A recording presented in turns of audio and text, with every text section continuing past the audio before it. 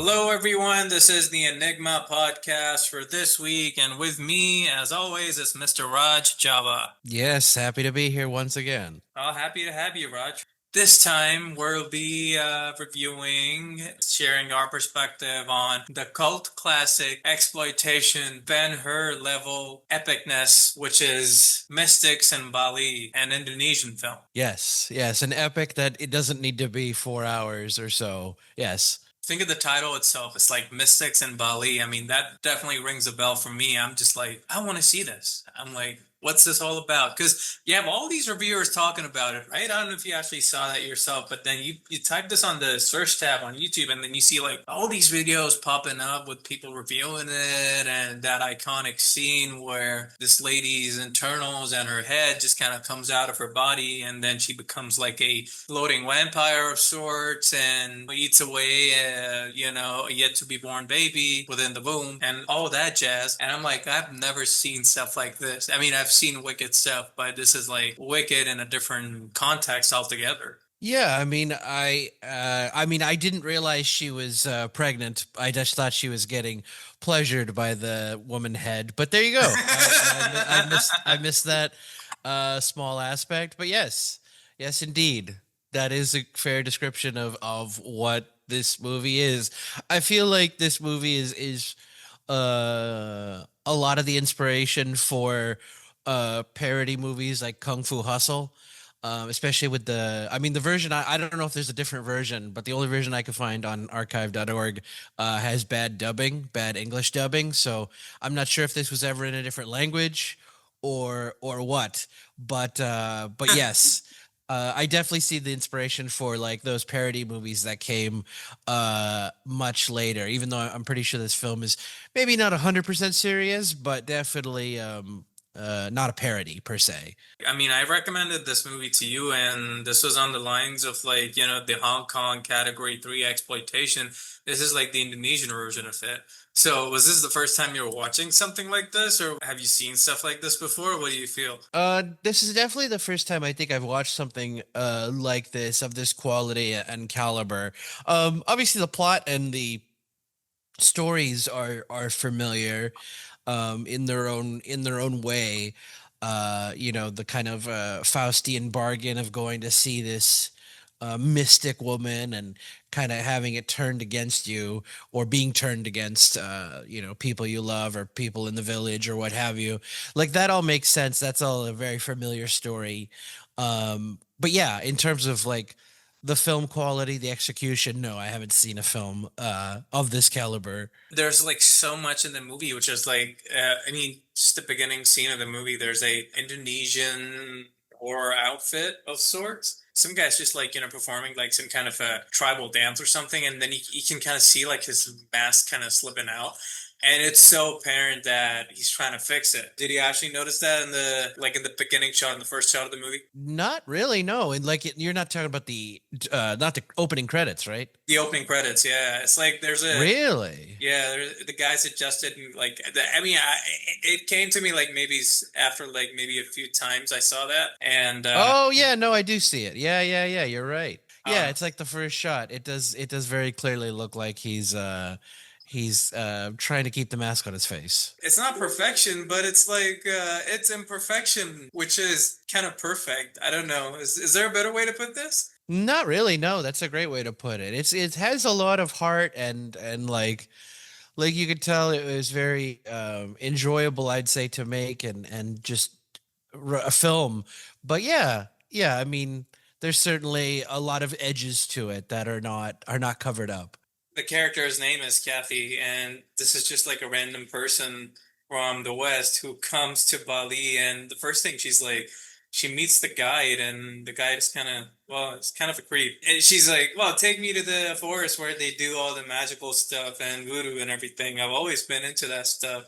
I mean, like, is that really how it works when you go to Bali? Or like, oh, you want to find like a mystic who can fly in the air and stuff, and you're just like, oh, well, I can find one.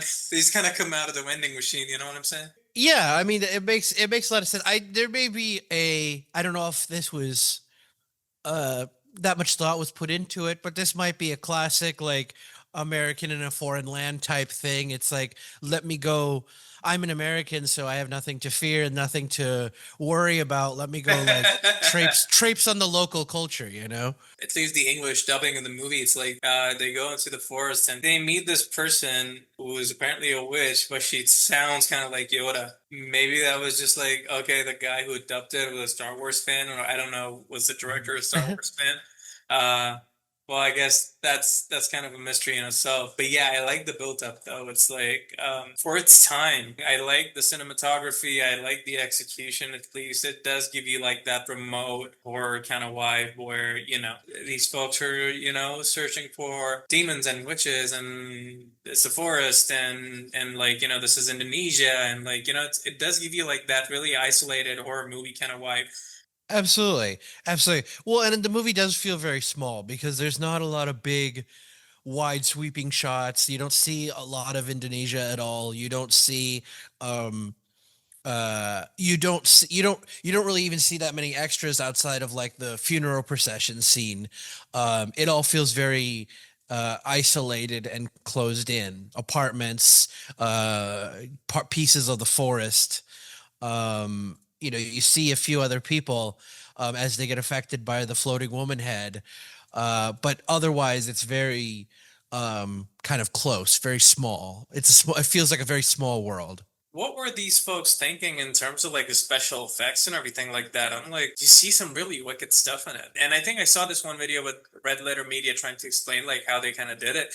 A lot of this stuff was not green screen. It was just like puppetry and camera tricks and stuff like that they used for it. And I think for its time, like a low budget film and made in Indonesia, it's like I think it's too good for its time. And this kind of has a cult status because in Asia, the woman with the floating head, this was like some kind of like a South Asian folklore mythology kind of thing. I don't know if you know about that. I don't know if it's just like the spinal cord and intestines, I think, something like that. But yeah, Yeah, but there are a bunch of movies that were made on this. And I think recently somebody did, like, there was a Thai movie on it. And this is like a South Asian, like a folk demon kind of a thing, which is big in their culture. You'll see that not only in Indonesia, but also in Thailand and like a bunch of these places. yeah, I agree. There's definitely. I mean, like I can't speak to that mythology, but I would agree. There's definitely an iconicness to that image. They could have just gone with the floating head, but the fact that they included like the intestines, as it were. Oh, I'm even looking at it like lungs and all that. It is very like striking. Well, I've never seen stuff like this. You know what I mean? It's like it's again, it was kind of new to me, and I'm like, okay, so it was definitely like an introduction to a certain culture. Yeah, for sure. I mean, it's certainly an introduction to. I mean, I don't know how accurate it is. I don't know if people in Indonesia want this to be representative of their culture per se. Maybe the mystic part of it. I don't know. But yes, I definitely got a sense of that.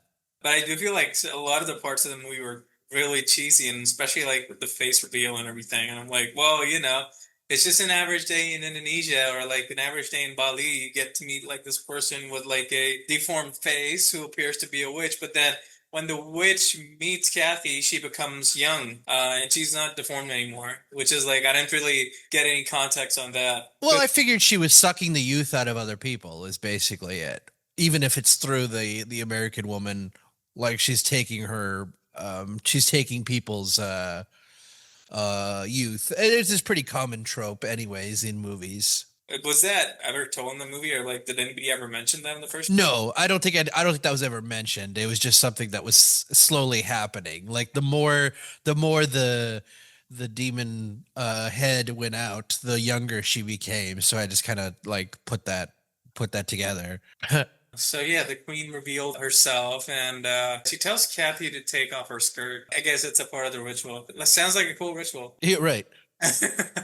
No, absolutely, I agree. Then the Leyak queen demands Kathy to return to the next night. She's like, "Oh, you gotta come back all alone." They cast a spell where she finally kind of becomes like this one-headed demon with all the intestines kind of flown out. Like a layman would be like, "What's really happening?" Folks like us would just be like, "Oh, okay, we're just having fun with it." Yeah, I mean, they definitely had fun with it. That was clear with with the movie. the demon head goes and eats a baby or something, or gives like an oral thing to this lady, this pregnant lady. Okay, where's this going? It's interesting. I mean, you talked about the like. It's interesting they say there's no green screen because there's definitely a quality difference to certain shots, which look like some kind of effect. Maybe it's not green screen, but I'm not exactly sure um, what they're talking about because there's certainly shots where the woman's eyes are moving. You know, she's making expressions while she's the floating head. And then there's certainly moments where the floating head is clearly just a puppet on a string, such as when the villagers are coming to like try to attack it, even though they can't. Um, yeah, there's a lot. I'd be interested to hear how they did those shots more intricately, if not by green screen, because that's what I assumed. When you talk about like the composition of it, so I dig deep into it, right? And I'm like, I was trying to see like some of the stuff looks like wicked. I think like what they did was like they shot like two different things on film, and they combined the two reels of film, and they had that on the recorder. It's like a composited film. You know what I mean? It's like one film over the other. Back in those days, they didn't really have like any computers or anything like that. You know what I mean? It's like it was like Yes, on a absolutely. VHS tape. But then I know like for this film, they followed this kind of like procedure for a bunch of shots, which is pretty interesting. What do you feel about this in comparison to like the category three films? I did. There seems to be less of an exploitive element to these films. Not as violent, not as um sexual, I suppose, even though they are, you know, diving into some more sexual topics. I Yep. feel like the category three Hong Kong films are just more graphic. Maybe it's because they were more gravitating towards the 90s or late 80s, and this is like early 80s. That maybe they were, you know, more advanced in terms of what you could show on screen, especially maybe in other countries. By the cover of it, I mean, I realized that. I mean, I've seen this thing somewhere, like in some kind of videos or something like that back in the day. But for whatever reason, I actually never got to see this film. So I think it was just like for like the curious folks are just like, oh, let's dig deep into it, like the YouTubers and everything. I think Brendan Tayland was the first person to actually review this, and then a lot of people just kind of followed with it. That's the first time I've really heard of it. Even like I had no awareness of this film at all. So there's a big fight, and well, there's a shaman who gets called. The shaman seems like he's acting in a different film because he's like super earnest and serious, um, and yet it doesn't really fit anything else that's going on. Um, this is actually one of the shots with the weird green screening, or what have Yeah, you, because you could see, especially I'm looking at the toward the end of the film, and he's doing his floating thing to fight the witch. There's a clear quality difference in the background because you have the guide character there, and you can barely make out his face at all. It is so blurry, and the mystic is a little clearer, clearly on a different layer as he's made to float around in his meditation. So yeah, that's interesting. But I do think he like he thought this would be a much different, more serious film when he was cast because he just doesn't seem to. He has a very earnest quality about him that everyone else doesn't seem to have, or maybe he's a stronger actor. The witch is also a pretty good actor as well, despite what they're having her do. Everyone else is a bit not great. this is like one of those movies that if you're drunk with like maybe a few friends of yours, I think it's a good watch because you can actually just see it and like throw popcorn on it and just have fun with it. You compare this like with Ebola syndrome or the category three films, they still have like a story where it's kind of going, you're seeing like this progression towards these characters and everything. Here it's just like I think it's just like a low budget crew and like a filmmaker who's just like, oh, let's just make this movie, and I have some ideas in mind. And I think it looks like one of those films that I think probably went through like script changes every day. Perhaps. I mean, I didn't get that sense of inconsistency, but it's very possible given given the production quality we're seeing. Maybe there was no like even script per se, just kind of like a vague idea and that the actors kind of figure it out. I'm not sure. I'm not sure. They maybe not are. I take that back. They might not be strong enough improvisers and actors for that.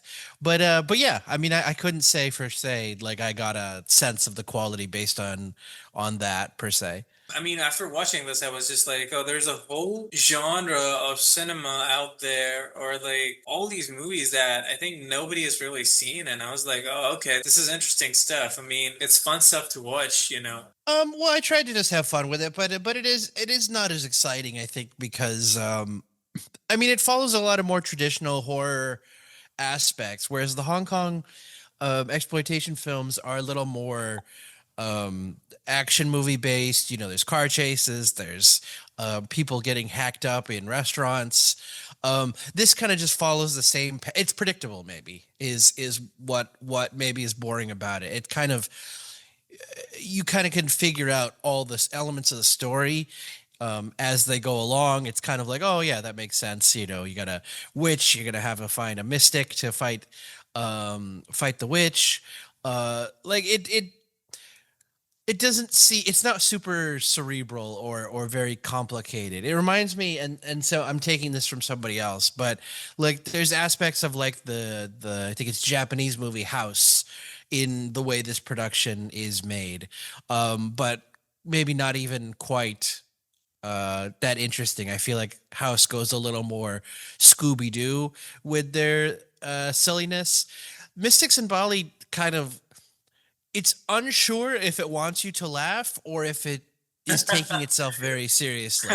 Um, it's hard to gauge, I find. That's a really good way to summarize things. I mean, even though this film has like a cult following and people to watch it and review it, unlike Ebola Syndrome or The Room or like any of the Category 3 films, I don't think people have actually like, I mean, any of the cast members, like, you don't really see any interviews from them or like, where are they now? What are they doing or whatnot? I mean, considering the cult status this film has, you know what I mean? Definitely. That was Mystics in Bali. And after watching this, are you at all like intrigued by Indonesian horror films, or like do you feel like this is like the kind of cinema that you like to follow? It's certainly I mean, I definitely like to see more films in this category in this like same vein if possible, because it's interesting to see the level of production, especially American films of the 1980s were very different than obviously other the 80s films of other countries. So